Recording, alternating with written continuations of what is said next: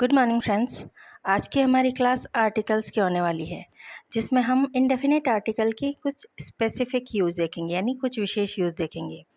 आज की हमारी क्लास आर्टिकल की 4th क्लास है। अगर आपने पिछली तीनों क्लास नहीं देखी है तो उनको भी ज़रूर देख लें ताकि ये अच्छे से समझ आ जाए। तो चलिए स्टार्ट करते हैं। इंडेफिनिट आर्टिकल का 12th यूज़ हो जाएगा जब कोई प्रॉपर नाउन बोलने वाले के लिए अननोन हो, तब कोई या किसी के अर्थ में उस नाउन से पहले इंडेफिनिट आर्टिकल का यूज़ किया जाता है। इसको एग्जांपल के थ्रू समझते हैं।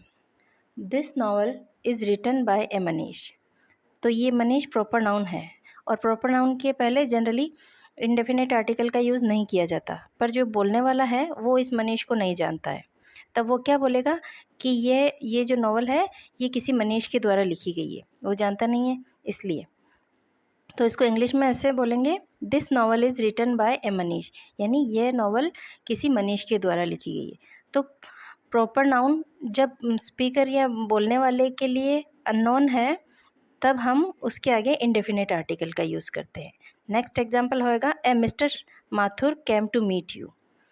तो मिस्टर माथुर आए होंगे और उन्होंने बोला होगा कि मेरा नाम मिस्टर माथुर है और मुझे उनसे मिलना है, पर वो जो स्पीकर है जिससे बोला उन्होंने, वो नहीं जानता कौन है मिस्टर माथुर।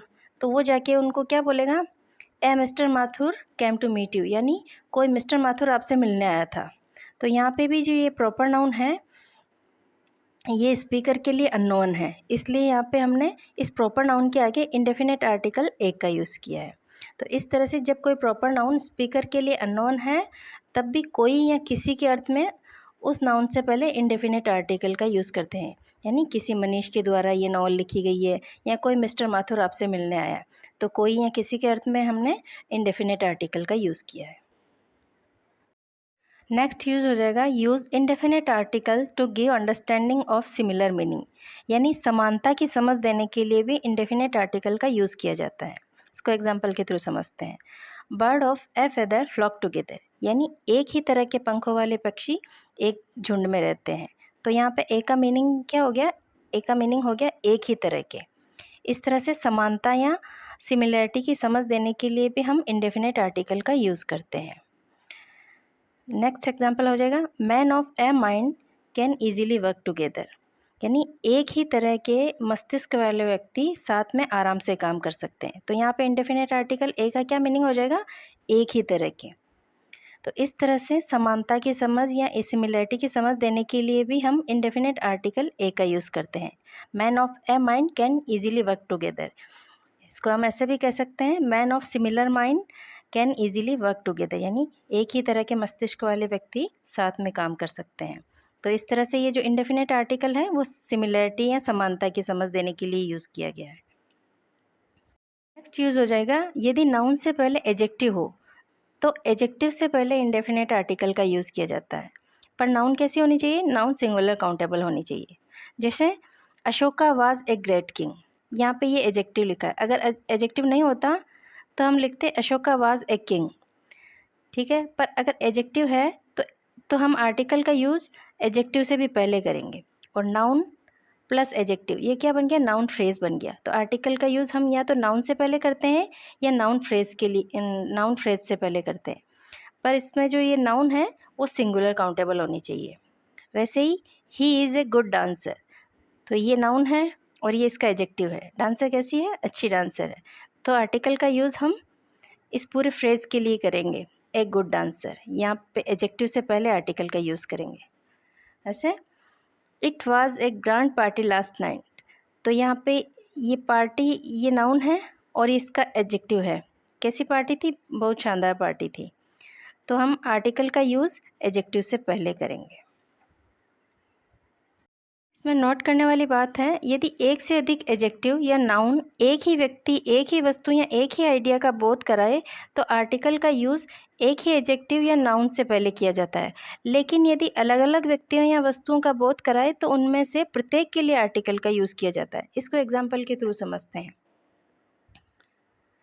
जैसे a red and blue pencil, तो यहाँ पे हमने एक ही एडजेक्टिव के आगे अगर ए इंडेफिनिट आर्टिकल का यूज़ किया है तो इसका मतलब है हम एक ही पेंसिल के बारे में बात कर रहे हैं जो रेड भी है और ब्लू भी है। पर अगर हमने दोनों एडजेक्टिव के आगे इंडेफिनिट आर्टिकल का यूज़ किया है, जैसे a red and a blue pencil. तब इसका मतलब है यहाँ पे हम दो अलग अलग पेंसिल के बारे में बात कर रहे हैं, जिनमें से एक रेड कलर की है और एक ब्लू कलर की है।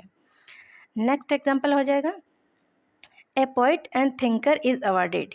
तो यहाँ पे जब हमने एक ही नाउन के आगे इंडेफिनिट आर्टिकल का यूज़ किया है, तो इसका मतलब है हम एक ही व्यक्ति के बारे में बात कर रहे हैं, जो पोइट भी है और थिंकर भी है। तो हमें कैसे पता चलेगा कि वो एक ही के बारे में बात कर रहे हैं?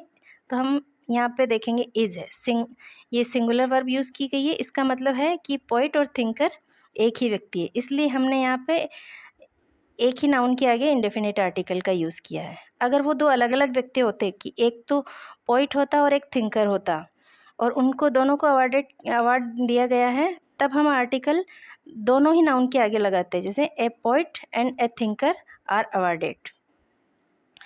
तो इस तरह से जब हम एक से अधिक एडजेक्टिव या नाउन का प्रयोग किसी एक ही व्यक्ति या एक ही वस्तु के बारे में बात करने के लिए करते हैं, तब आर्टिकल का यूज़ सिर्फ एक ही एडजेक्टिव या एक ही नाउन के पहले करते हैं। परंतु यदि एक से अधिक एडजेक्टिव या नाउन का प्रयोग अलग अलग व्यक्तियों के बारे में या अलग अलग वस्तुओं के बारे में बात करने के लिए करते हैं, तो उनमें से प्रत्येक से पहले आर्टिकल का यूज़ करते हैं। जैसे ए पोइट, यहाँ पे हम एक ही के बारे में बात कर रहे हैं, इसलिए हमने इन दोनों के आगे आर्टिकल यूज़ नहीं किया, सिर्फ एक के आगे आर्टिकल यूज़ कर दिया, क्योंकि हम एक ही व्यक्ति के बारे में बात कर रहे हैं।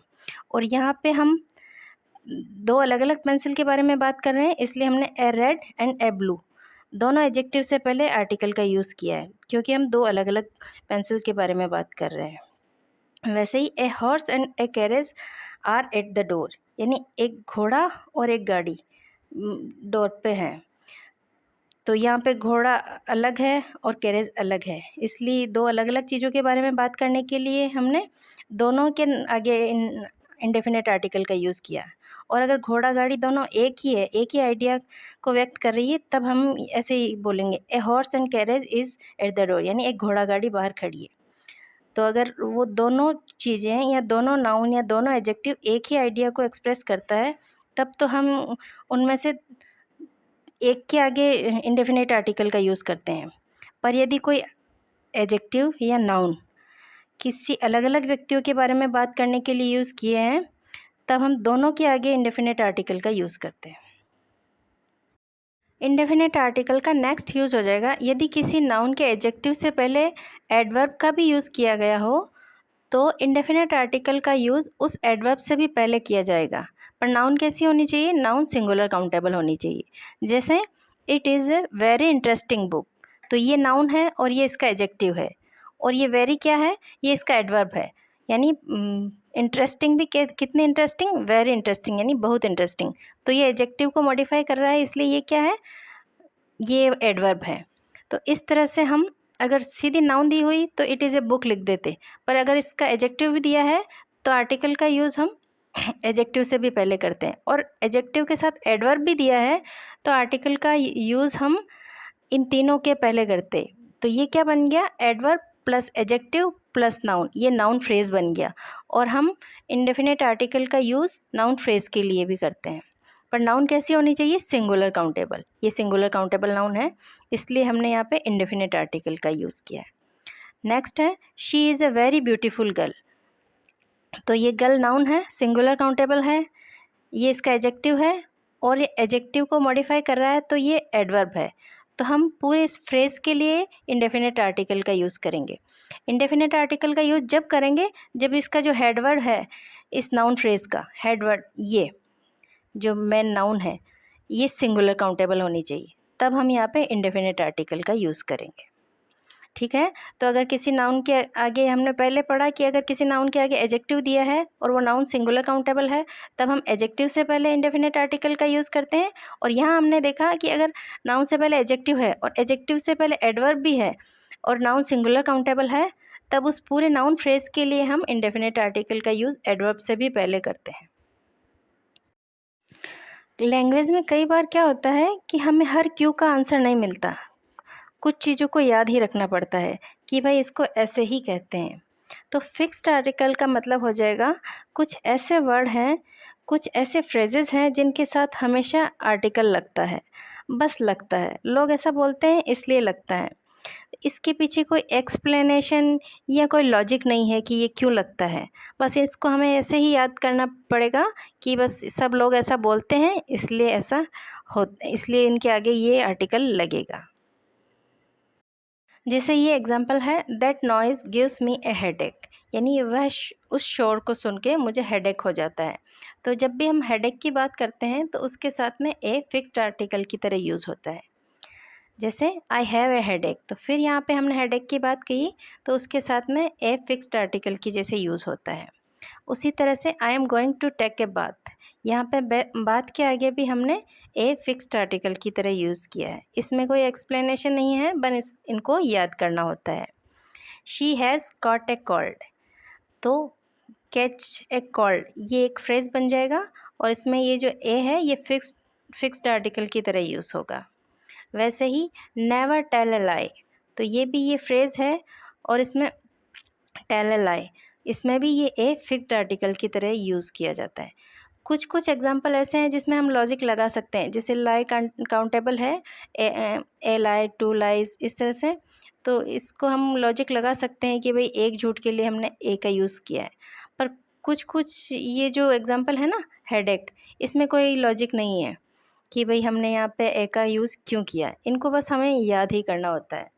जैसे ही इज़ ऑलवेज इन हरी, तो जब भी हम हरी का यूज़ करेंगे तो इन हरी ही यूज़ होगा, इन हरी यूज़ नहीं होगा। अभी मैंने बोल दिया गलती से कि ही इज़ ऑलवेज इन हरी, पर इन हरी नहीं बोलेंगे, ही इज़ ऑलवेज इन ए हरी, ऐसा ये करेक्ट होगा। तो ये जो हरी है इसके साथ में ये आर्टिकल फिक्स्ड आर्टिकल की तरह यूज़ होगा ए। वैसे ही इन a fix, in A nutshell, ये सब फ्रेज़ हैं, इनको हमको याद करना होगा कि भाई इसमें ये फिक्स्ड आर्टिकल की तरह यूज़ होगा। Keep a secret, as a rule, as, at a discount, at a stone's throw, at a short while ago, sorry, a short while ago, half a kilo, a matter of chance, make a foot, take a fancy, take an interest in. तो यहाँ पे हम कोई logic नहीं लगा सकते या इसके पीछे कोई एक्सप्लेनेशन नहीं है कि यहाँ पे ये आर्टिकल का यूज़ हमने किस रीज़न से किया है। बस इनको याद करना होता है। कुछ फ्रेजेस ऐसे हैं इनको हमें या कुछ इडियम्स भी ऐसे होते हैं जहाँ पे फिक्स्ड आर्टिकल का यूज़ किया जाता है, उन्हें हमको याद ही करना है। इन सभी नोट्स के पीडीएफ प्राप्त करने के लिए आप मेरे टेलीग्राम चैनल से जुड़ सकते हैं, जिसकी लिंक मैं डिस्क्रिप्शन बॉक्स और कमेंट बॉक्स में दे दूँगी। और अगर आपको ये वीडियो पसंद आया है, क्लास आपके लिए यूज़फुल है, तो प्लीज़ वीडियो को लाइक करें, वीडियो को अपने फ्रेंड्स के साथ शेयर करें और चैनल पर नए हों तो चैनल को सब्सक्राइब ज़रूर करें। Thanks for watching.